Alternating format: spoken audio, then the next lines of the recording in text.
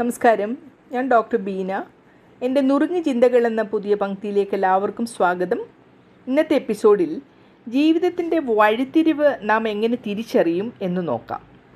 ജീവിതത്തിൽ വഴിത്തിരിവ് അഥവാ ടേണിംഗ് പോയിൻ്റ് എന്ന് പറയുന്നത് സാധാരണയായി ഒരു തീരുമാനം, ഒരു സംഭവം അല്ലെങ്കിൽ ഒരു തിരിച്ചറിവ് നമ്മെ പുതിയൊരു ദിശയിലേക്ക് നയിക്കുന്ന നിമിഷമാണ്. അത് പലപ്പോഴും നേരിട്ട് തിരിച്ചറിയാൻ കഴിയാത്തതായിരിക്കും. പക്ഷേ പിന്നോട്ട് നോക്കുമ്പോൾ അന്ന് ആയിരുന്നു ആ മാറ്റം എന്ന് നമുക്ക് ആലോചിച്ച് മനസ്സിലാക്കാം. വഴിത്തിരിവ് തിരിച്ചറിയാൻ സഹായിക്കുന്ന ചില അടയാളങ്ങൾ എന്തൊക്കെയാണ്? അന്തരാത്മാവിൻ്റെ ശബ്ദം, അതായത് ഇന്നർ കോൾ നാം തിരിച്ചറിയണം. ഉള്ളിൽ നിന്ന് ഇനി വേറൊരു വഴി വേണം എന്നൊരു തോന്നൽ നമുക്കുണ്ടാകാം. അതിനെ നാം പിടിച്ചെടുക്കുക. പഴയ രീതിയിൽ തുടരുമ്പോൾ അസ്വസ്ഥത, വെറുപ്പ്, നിരാശ എന്നിവ തോന്നുന്നു. അപ്രതീക്ഷിതമായ സംഭവങ്ങൾ, രോഗം, അപകടം, നഷ്ടം, പുതിയ അവസരം മുതലായ സംഭവങ്ങൾ ജീവിതത്തെ മാറ്റിമറിക്കും. അവ നമ്മെ നിർബന്ധമായി പുതിയൊരു ചിന്തയിലേക്കോ ദിശയിലേക്കോ നയിക്കുന്നു. ജോലിയിൽ, ബന്ധത്തിൽ, സ്വഭാവത്തിൽ പഴയ നടപടികളും രീതികളും ഇനി നടക്കില്ല എന്ന് തിരിച്ചറിയുമ്പോൾ ആ സമയത്തിന് മാറ്റം വേണമെന്ന് നാം മനസ്സിൽ കുറിക്കുകയും അതിന് തയ്യാറാകുകയും വേണം. അതാണ് നമ്മുടെ വഴിത്തിരിവ്.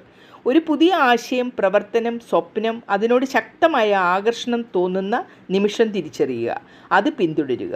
മുമ്പ് ലഭിച്ച അനുഭവങ്ങളും പാഠങ്ങളും ഒന്നുചേർന്ന് ഇനി പുതിയൊരു ജീവിതം തുടങ്ങണമെന്ന് മനസ്സിലാക്കുന്നത് വഴിത്തിരിവായി മാറുന്നു.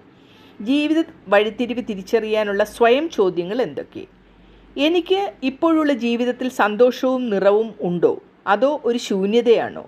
ശൂന്യത കൂടുതലാണെങ്കിൽ മാറ്റം ആവശ്യമാണ്. ഇനി ഒരു 5 വർഷം ഇതേ വഴിയിലൂടെ പോകണമെന്ന് വിചാരിക്കുമ്പോൾ അത് എനിക്ക് ആവേശം തരുമോ? ആവേശമില്ലെങ്കിൽ പുതിയ ദിശ തേടേണ്ടത് ആവശ്യമല്ലേ? എനിക്ക് ഉള്ളിൽ നിന്നൊരു വിളി കേൾക്കുന്നുണ്ടോ?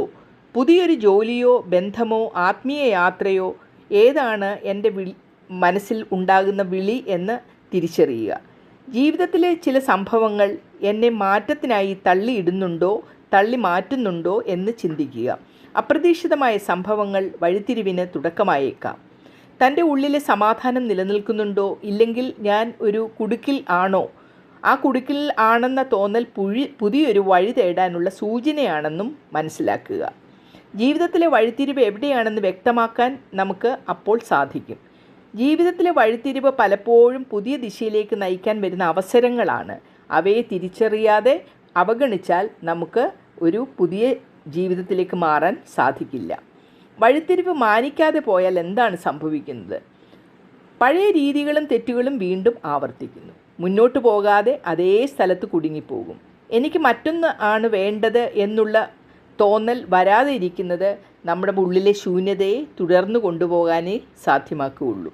പുറത്തെല്ലാം ശരിയെന്ന് തോന്നാമെങ്കിലും ഉള്ളിൽ നമ്മുടെ സമാധാനം നഷ്ടപ്പെടും. പിന്നീടൊരിക്കൽ തിരിഞ്ഞു നോക്കുമ്പോൾ ആ സമയത്ത് മാറ്റം വരുത്തിയിരുന്നെങ്കിൽ എന്നൊരു ഖേദം വരും.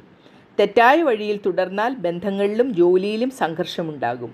മറ്റുള്ളവർക്കും നമ്മുടെ തീരുമാനങ്ങളുടെ ഭാരം ഉണ്ടാവും. വഴിത്തിരിവുകൾ വളർച്ചയ്ക്ക് വഴിയൊരുക്കുന്നവയാണ്. അവയെ അവഗണിച്ചാൽ വ്യക്തിത്വ വികസനം നിലച്ചു പോകും.